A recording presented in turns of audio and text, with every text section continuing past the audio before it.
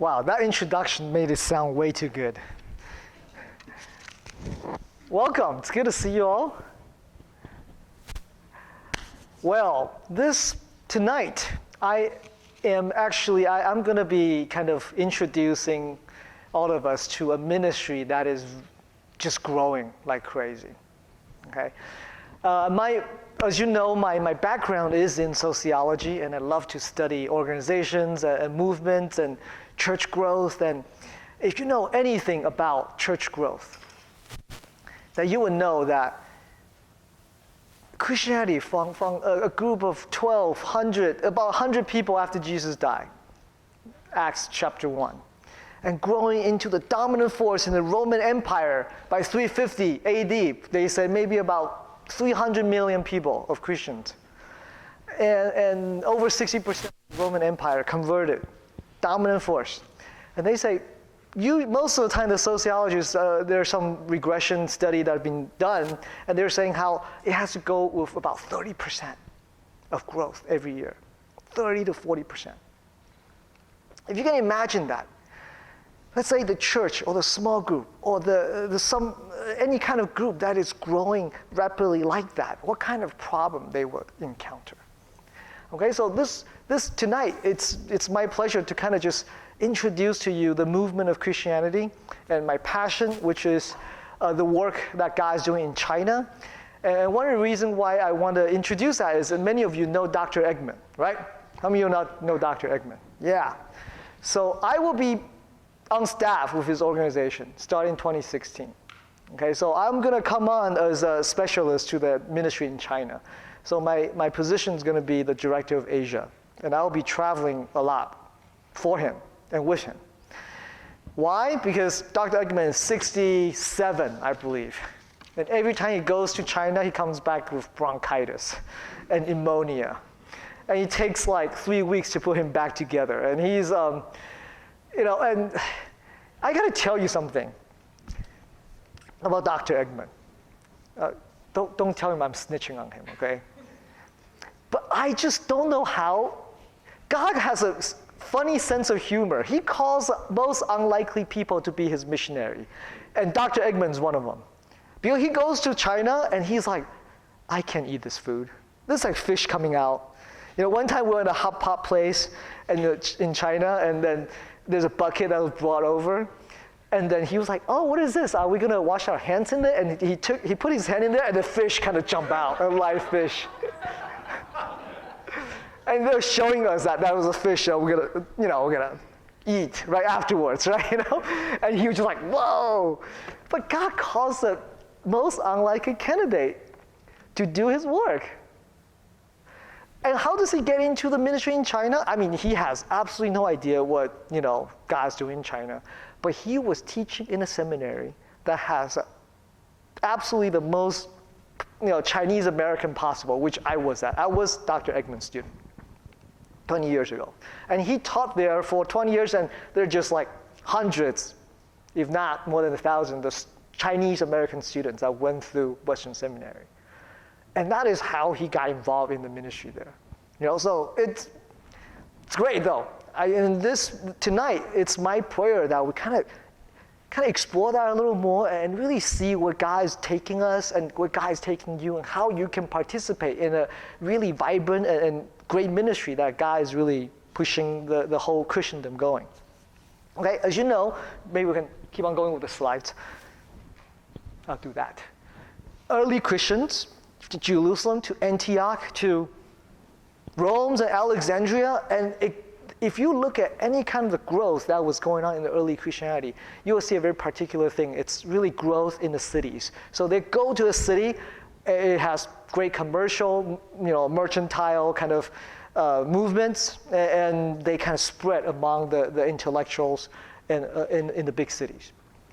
And this is a great book, The Rise of Christianity, by Ronnie Stark. If you have any interest in early Christian history, this will be the book to read. And it's not it'll put you to sleep. Okay, so it's a great book. I highly recommend it. From 600 to the 1600, as you and I know, that the Christianity truly developed and continued in Europe and they went through monasticism. They call it Dark Ages, but it's really not as dark as you really think. But anyway, I mean, Christianity really found its root in Europe. And then from 1600 onwards, we know that with colonialism, with the Age of Discovery, there is all this spreading of Christianity that comes with the exploration and goes to the Americas, North and South America. It went to Philippines, it went to Australia later on, and it just kept on going. You can see Christianity really growing rapidly in all those places from 1600 onwards. So where are we now at this present moment? That the Christendom, the global view of where Christianity is going. Now we can look at Europe, which has been the centrality, the central, the kind of the birthplace, where early church really took hold. Okay, most of the church history historians would call it post-Christian.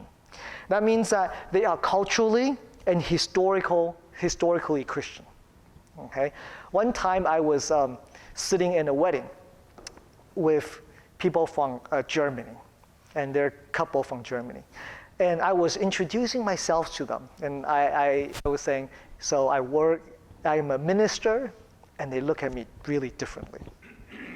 And they were like, minister? They thought I was a minister of finance or something like that. Okay? So in Europe, really, when we talk more, and they told me that, yeah, in Europe, the people who can really make it in the real world find a job and they get paid by the church. I don't know if you know that. 1% of everybody's income tax actually goes to the church in Germany to support the Lutheran Church. Okay, so it's institutionalized. It's part of the culture. It's they still celebrate Christmas, but if you go to church on Sunday, any given Sunday morning, you see very few people. Okay, maybe England's a little better, but continental Europe definitely is not a place for vibrant Christianity. So that's why they call it post-Christian. The internal demographics you can see is that most of the continental European nations is dwindling in number. Okay, they have a declining population, and all their new. Oh, we keep on going. I'm sorry. Yeah, keep on going. And most of the new recent immigrants are from North Africa and from Middle East for Europe. You guys heard about the crisis of Syrian refugees, right? Recently, right? They project 1.2 million of refugees is going to go into continental Europe this year, 2015. And they're projecting maybe about the same amount for 2016. Okay, 1.2 million. And they say 800,000 is going to arrive in Germany this year. And it's a crisis that they have never encountered before. And guess what? 95%, if not more, of all those refugees are Muslims. Okay, so most of the sociologists predict that by 2050, the whole continental Europe is going to be Muslim. Does that make sense? You have a declining population of the native people, and then the infusion of immigrants who are mostly Muslims. So that's what's going to happen. Okay? So Christianity, as European as a center, that's obviously moving away. It's post-Christian, and it's very fragile, and you see that they're basically relics. The church, it becomes museums, and that's what's going on. Okay, we got to keep on going this slides, I'm sorry. Keep on going. Okay, let's talk about North America. Some sociologists and historians also say that you and I in North America, it's also on the trend of becoming post-Christian. Why? We are still culturally and historically Christian, but at the same time, many know that we are losing our influence as a Christian-dominant nation. Okay, in 1950s, people say, we want to say we're really a Christian nation, so let's just propose in our Congress that we can put "In God We Trust" on our dollar bills. And bang, there we go. We don't have that kind of influence in the public sphere anymore. Okay?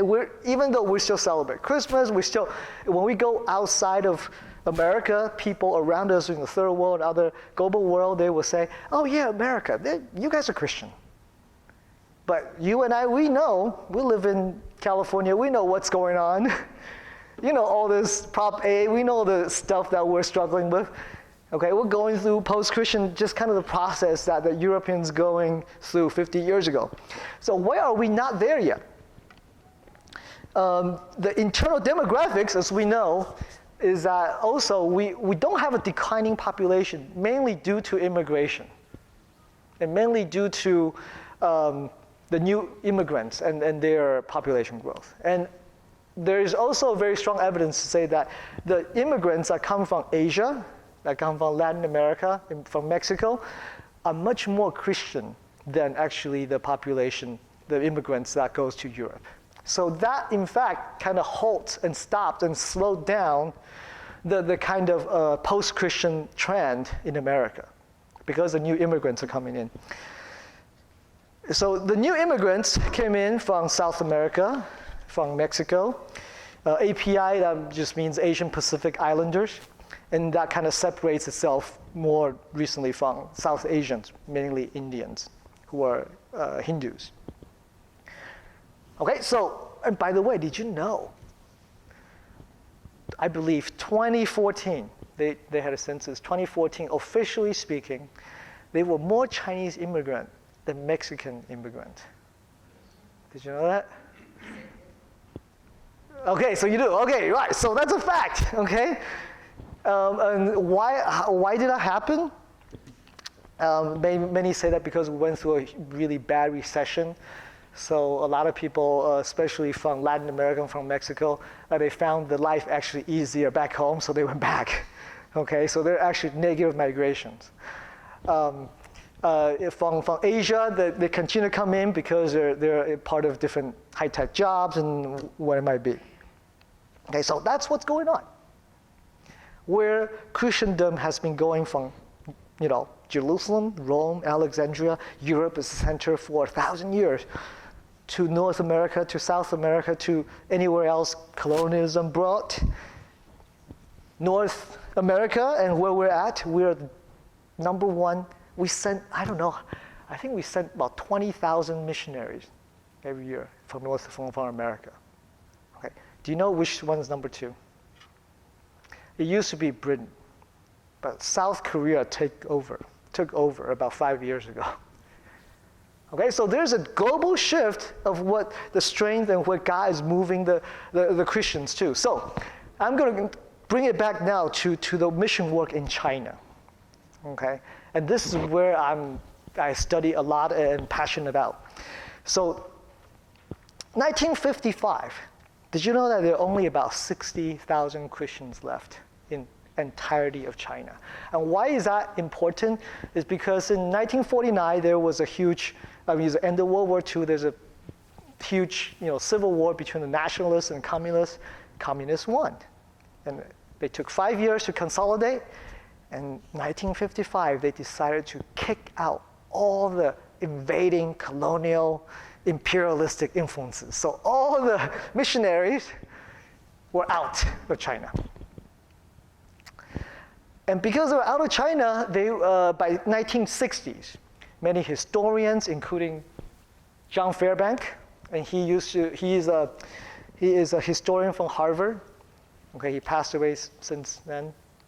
His parents were Methodist missionaries in China. And so he was born in China, so he's very fluent, well-versed, and studied the trend of China for many years. And he not only represent himself, but a consensus understanding of the mission work in China. And this is what he says. He says, basically, we don't see any hope.